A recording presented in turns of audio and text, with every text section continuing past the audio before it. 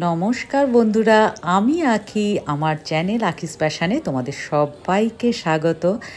দেখো, আমার বরের জন্মদিন ছিল, ঠিক আছে? তার খাওয়া দাওয়া খেতে আমরা রেস্তোরাঁয় গিয়েছিলাম, একটা এশিয়ান রেস্তোরাঁ। সেটা নিয়েই আজকে আমার ব্লগ। আর পেটুক মানুষ যে কতটা খেয়েছে সেগুলো তোমাদের তো দেখাবোই। আরও একটা জিনিস দেখাবো। এই হলাম আমি আঁখি।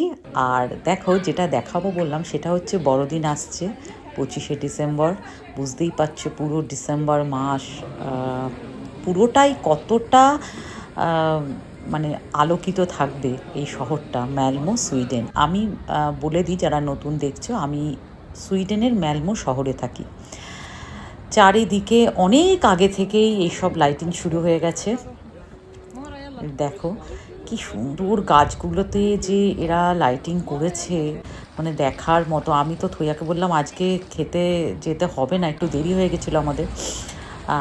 চলো এইগুলো দেখি একটু। এখানেই যেসব খাবার আছে আশেপাশে এরকম দৃশ্য দেখতে দেখতে খাই। তা সে তো হবে না, যতই হোক জন্মদিন বলে কথা, মানে কবজি ডুবিয়ে খেতে হবে আর কি। কি সুন্দর সাজিয়েছে দেখো।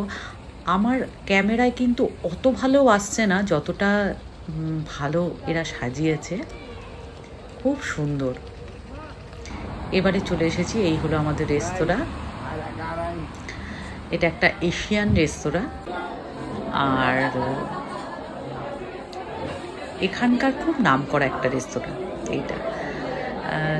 আমার যদিও ভালো লাগে না, জানো তো, আমার এইসব এশিয়ান ফুড কিন্তু সেরকম একদম ভালো লাগে না। কিন্তু থইয়া আর এলিনা খারাপ খায় না, ভালোই খায়। এলিনা দেখছি আজকাল এইসব খাবারই বেশি ভালো খাচ্ছে। ও ডাল ভাত খেতে খেতে খেতে খেতে বুঝতেই পারছো, মানে ওরা ডাল ভাত ভালো লাগছে না। খাবারগুলো মোটামুটি ছিল।